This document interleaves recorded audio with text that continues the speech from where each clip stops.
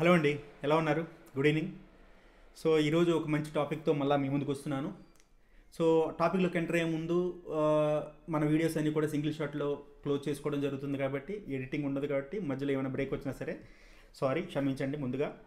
తర్వాత ఈరోజు real estate business గురించి మనం చెప్పుకుంటూ పోతే వందలాది వేలాది లక్షలాది మంది ఏజెంట్స్గా దేశవ్యాప్తంగా ఉన్నారు. అట్ ద సేమ్ టైం ఏంటంటే కొన్ని వేల కంపెనీలు పెద్ద పెద్ద అంటే పారిశ్రామికవేత్తలు, తర్వాత పొలిటీషియన్స్ రియల్ ఎస్టేట్ బిజినెస్లో బాగా సక్సెస్ అయిన వాళ్ళు కొన్ని వేల మంది లక్షల మంది మనం చూస్తూ ఉన్నాము. అయితే ఇక్కడ పాయింట్ ఏంటంటే ఇప్పుడు ఇన్సూరెన్స్ సెక్టార్ ఉంది. ఇన్సూరెన్స్ సెక్టార్లోని ఏదైనా అవకతవకలు జరిగితే ఐఆర్డిఐ అని ఒకటి ఉంది. సో దాన్ని కంట్రోల్లో ఉంటుందన్నమాట. సో అలాగే ఇప్పుడు ఫర్ ఎగ్జాంపుల్ బ్యాంకింగ్ సెక్టార్ ఉంది. సో ఒక ప్రైవేట్ బ్యాంక్, సో వాడు అవకతవకలు చేసినా సరే దాన్ని నియంత్రించేందుకు ఆర్బీఐ అని ఉంది. ఎందుకు మొన్న రీసెంట్గా మనీ యాప్స్ గురించి మనం మాట్లాడుకున్నాము. మనీ యాప్స్ అంటే జస్ట్ మీకు ఎంత లోన్ ఇస్తామని చెప్పేసి అట్రాక్ట్ చేసుకుని లోన్ ఇచ్చిన తర్వాత వాళ్ళకి 10% 20% వడ్డీలతో మళ్ళీ వెనక్కి లాక్కునే ప్రాసెస్లోని చాలా యాప్స్ ముందుకు రావడంతో సో ఈ మధ్య తెలంగాణ గవర్నమెంట్ తర్వాత డిఫరెంట్ గవర్నమెంట్స్ వాటి గురించి దృష్టి పెట్టినప్పుడు అడిగిన ఫస్ట్ క్వశ్చన్ ఏంటంటే ఆర్బీఐ కంట్రోల్ ఉందా, ఆర్బీఐ అప్రూవల్ ఉందా అంటే ఏంటంటే అటువంటి బ్యాంకింగ్ సెక్టర్ అన్నింటినీ కూడా ఒక నియంత్రించేది ఒకటి ఉండాలి, అది ఆర్బీఐ. అలాగే ఈ రియల్ ఎస్టేట్ బిజినెస్ సంబంధించి నియంత్రించేందుకు ఏదైనా ఉందా అంటే సో దాంట్లోంచి పుట్టుకొచ్చిందే రేరా అనమాట. అంటే రియల్ ఎస్టేట్ రెగ్యులేషన్ యాక్ట్. ఈ రేరా వచ్చిన తర్వాత ఏంటంటే రియల్ ఎస్టేట్ బిజినెసెస్లో ఎవరైతే చీట్ చేద్దాం అనుకుంటున్నారో, ఎవరైతే అవకతవకలు చేద్దాం అనుకున్నారో వాళ్ళందరికీ కూడా ఛాన్స్ లేకుండా పోయింది డెఫినెట్గా. ఎందుకనంటే ఈ రేరాలో చాలా చాలా థింగ్స్ ఉన్నాయన్నమాట. అంటే సైట్ వాల్యుయేషన్ కానివ్వండి, తర్వాత ఇంకొకటి ఒక ఫర్ ఎగ్జాంపుల్ ఈ సైట్కి సంబంధించి కస్టమర్ దగ్గర ఇంత అమౌంట్ తీసుకున్నాము, తర్వాత ప్రమోటర్ దగ్గర ఇంత అమౌంట్ తీసుకున్నాము. సో ఇంత అమౌంట్ తీసుకున్న తర్వాత సో ఆ అమౌంట్ని దానికే ఖర్చు పెట్టాలి. సో దానికే ఖర్చు పెట్టాలి కానీ వేరే ప్రాజెక్ట్లోకి తీసుకెళ్ళకూడదు. సో ఇటువంటివన్నీ కూడా కంపల్సరీ మ్యాండేటరీ జరిగిందనమాట. లేకపోతే జనరల్గా ఏం జరుగుతుంటే నేను ఒక ఫ్లాట్ తీసుకున్నాను ఈ మధ్య. సో అప్పుడు ఏంటంటే మేము ఇచ్చిన అమౌంట్తో ఏంటంటే అతను వేరే చోట ఇన్వెస్ట్ చేసి ఇది నెమ్మది చేయడము, అది నెమ్మది అవ్వడము, తర్వాత కొంతకాలానికి డ్రాగ్ అవ్వడము, ఇలాంటివన్నీ చాలా చాలా ప్రాబ్లమ్స్ జరుగుతూ ఉంటాయన్నమాట రియల్ ఎస్టేట్లో. ఇప్పుడు ఆ ప్రాబ్లం లేకుండా ఏంటంటే ఈ రేరా యాక్ట్ అనేది గట్టిగా జస్ట్ ఒక స్టాండర్డ్ పాలసీస్తో రావడం వల్ల చాలామంది రియల్ ఎస్టేట్ పీపుల్ సో సీరియస్గా జెన్యూన్ బిజినెస్ చేయాల్సిన అవసరం వచ్చింది. ఎందుకంటే రేరా అప్రూవ్డ్ ఉందా లేదా అంటే కొనుగోలుదారుడు, సో నాలాంటి వాళ్ళు కానీ మీలాంటి వాళ్ళు కానీ కొనేటప్పుడు దాన్ని క్రమబద్ధీకరణ, దాన్ని నియంత్రించేది ఆ రియల్ ఎస్టేట్ కంపెనీకి అప్రూవల్ ఉందా, ఏం అప్రూవల్ అంటే రేరా అప్రూవల్ ఉందా. రేరా అంటే రియల్ ఎస్టేట్ రెగ్యులేషన్ యాక్ట్ అనమాట. సో ఇప్పుడు నేను జస్ట్ మీకు స్క్రీన్ షేర్ చేస్తాను. స్క్రీన్ షేర్ చేస్తే జనరల్గా చూద్దాం ఒకసారి. స్క్రీన్ షేర్ చేసినప్పుడు మీకు గూగుల్లోకి వెళ్తాను. గూగుల్లోకి వెళ్ళి అంటే ఇక్కడ నేను ఆల్రెడీ చెప్పాను కదా, నేను 1 or 2 రియల్ ఎస్టేట్ కంపెనీస్తో కూడా ఎంగేజ్ అయి ఉన్నాను జస్ట్ డిఫరెంట్ ఆస్పెక్ట్స్లోని. ఇప్పుడు రేరా న్యూస్ అని చెప్పేసి మీరు ఒకసారి గూగుల్లో టైప్ చేసి చూడండి. This is the RERA news అనమాట. సో ఇక్కడ మీరు చూసినట్టయితే just what is the rule of RERA, ఇది 2016లో స్టార్ట్ అయింది. తర్వాత what is real estate and so ఇవన్నీ కూడా మీకు చాలా టాప్ 5 రీజన్స్. అంటే ఈ ఇన్వెస్ట్మెంట్, ఈ బిజినెస్, ఈ రియల్ ఎస్టేట్ వీటన్నిటికి సంబంధించి కూడా చాలా ఇన్ఫర్మేషన్ మీకు ఈ వెబ్సైట్ ద్వారా రావడం జరుగుతుంది. జస్ట్ నేను వెబ్సైట్ ఓపెన్ చేస్తాను. సో వెబ్సైట్ ఓపెన్ చేసిన తర్వాత just you can find lot of information అనమాట. So RERA why opt for RERA approved projects. So రేరాలో అప్రూవ్డ్ అయిన ప్రాజెక్ట్స్ కొన్ని డీటెయిల్స్ కానివ్వండి, ఇవన్నీ కూడా ఉన్నాయన్నమాట. అయితే ఇప్పుడు ఈ రేరా న్యూస్ అనేది ఎక్కడుందంటే జస్ట్ హైదరాబాద్లోని జస్ట్ దీని యొక్క హెడ్ ఆఫీస్ ఉంది. ఇది కొన్ని రియల్ ఎస్టేట్ కంపెనీలతో కూడా అనుసంధానం చేయబడింది. అయితే ఈ రేరా న్యూస్ సంబంధించి ఇప్పుడు ఎవరైతే రియల్ ఎస్టేట్ బిజినెస్లో ఎంటర్ అవుదాం అనుకుంటున్నారో సో ఆల్రెడీ రియల్ ఎస్టేట్ బిజినెస్లో ఉన్న వాళ్ళకి అవసరమైన సపోర్ట్ ఈ రేరా న్యూస్ ద్వారా మీకు అందుతుంది. అది ఏ రకంగా కావచ్చు అంటే ఒక జెన్యూన్ కస్టమర్స్ మీకు అందివ్వడంలో కానీ, లేదంటే ఆ లీగలైజేషన్ అనేది చెక్ చేయడం కానీ, సో ఆ రేరాకి సంబంధించిన మెంబర్షిప్స్, తర్వాత రేరాకి సంబంధించినప్పుడు ఇంకొక విషయం నేను చెప్పాలనుకుంటున్నాను. ఇప్పుడు మీరు ఒక రియల్ ఎస్టేట్ ఏజెంట్ కింద మీరు ఒక ప్రొఫైల్ పెట్టుకున్నట్టయితే ఆ రియల్ ఎస్టేట్ ఏజెంట్కి కూడా రేరా నెంబర్ ఉండాలి, రేరా రిజిస్ట్రేషన్ నెంబర్ ఉండాలి. జనరల్గా అయితే మనకి ఇవన్నీ ఎవరు పాటించే వాళ్ళు కాదు, ఇప్పటికీ కూడా చాలామంది పాటించడం లేదు. కానీ గట్టిగా మాట్లాడితే సో కస్టమర్ క్వశ్చన్ చేసే అవకాశం ఉంటుంది. సో మీకు రేరా రిజిస్ట్రేషన్ నెంబర్ ఉందా లేదా అనేసి.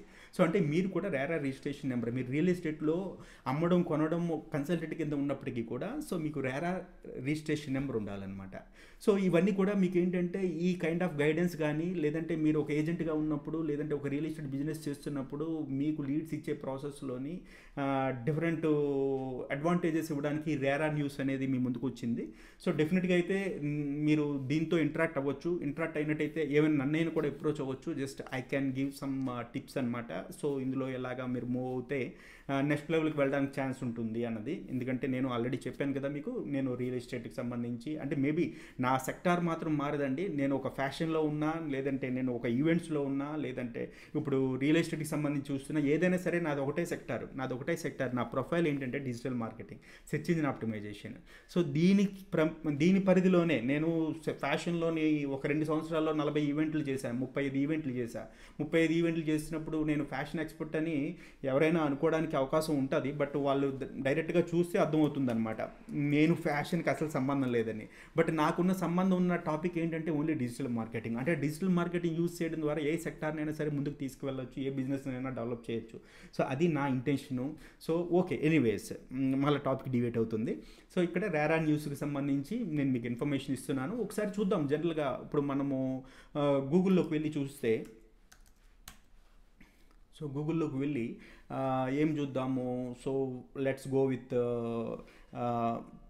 తెలంగాణ రేరా. సో తెలంగాణ రేరా అని టైప్ చేసినప్పుడు so this is RERA Telangana. So ఇక్కడ చూస్తే మీకు ఏంటంటే for citizen, for promoters, for agents అనమాట. సో మీరు ఏజెంట్ కింద ఉండాలనుకుంటే జస్ట్ ఏంటంటే మీరు అది క్లిక్ చేసిన తర్వాత registration of real estate agents అని ఉంటుందన్నమాట. సో అంటే మీరు సర్వీసెస్లోకి వెళ్ళి రియల్ ఎస్టేట్ ఏజెంట్ రిజిస్ట్రేషన్ అని క్లిక్ చేస్తే సో అది నెక్స్ట్ విండోలోకి వెళ్తుంది. నెక్స్ట్ విండోలోకి వెళ్ళిన తర్వాత జస్ట్ మిమ్మల్ని యూజర్ నేమ్ పాస్వర్డ్ అడుగుతుంది. మీరు ఫ్రెష్ రిజిస్ట్రేషన్ కాబట్టి న్యూ రిజిస్ట్రేషన్ క్లిక్ చేయండి. క్లిక్ చేసినప్పుడు ప్రమోటరా, రియల్ ఎస్టేట్ ఏజెంటా, మీరు రియల్ ఎస్టేట్ ఏజెంట్ కింద ఉందాం అనుకుంటున్నారు కాబట్టి మీ యూజర్ నేము, తర్వాత పాస్వర్డ్ ఇవన్నీ క్రియేట్ చేసుకొని మీరు ఒక యూజర్ కింద రియల్ ఎస్టేట్ ఏజెంట్ కింద అఫీషియల్గా ఒక డిక్లరేషన్ తెచ్చుకొని ఒక సర్టిఫికేట్ కూడా మీ దగ్గర ఉంటుందన్నమాట. అంటే you are officially able to sell anything in real estate అనమాట. అమ్మడం, కొనడం ఇటువంటి ప్రక్రియలు మీరు అఫీషియల్గా చేయడానికి మీకు అవకాశం ఉంటుంది. అయితే దీనికి మీరు చేయాల్సింది ఏంటంటే గవర్నమెంట్ ఫీ చేస్తే 10,000 రూపీస్ ఉంటుంది. అది కాకుండా జస్ట్ మీరు ఒక పాన్ కార్డు, తర్వాత 3 years ఐటీ రిటర్న్స్, తర్వాత మీది ఒక పాస్పోర్ట్ ఫోటో, తర్వాత ఒక stamp, rubber stamp in the sense మీ పేరు మీదే ఉంటుంది. సో ఆ రబ్బర్ స్టాంపు అంటే జస్ట్ శ్రీనివాస్ సర్కడము, జస్ట్ అంటే కిందన రియల్ ఎస్టేట్ ఏజెంట్ అనమాట.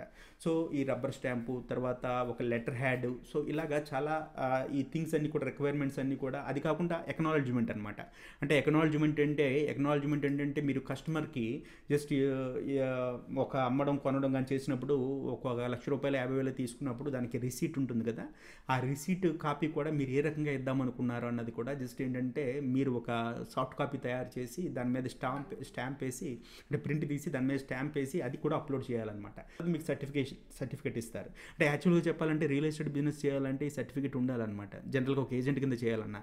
బట్ ఏంటంటే ఇప్పుడు మీరు చూసినట్టయితే 80% పీపుల్కి ఎవరికి లేకుండా కూడా చేస్తున్నారు. బట్ ఏంటంటే one fine day just any ఒక అథారిటీస్ వచ్చి just they can ask the question and they can penalise కూడా. సో కాబట్టి ఏంటంటే మీరు ముందు జాగ్రత్తగా ఉండాలి. కాబట్టి ఇవన్నీ రెడీ చేసుకుంటే బెటర్గా ఉంటుంది.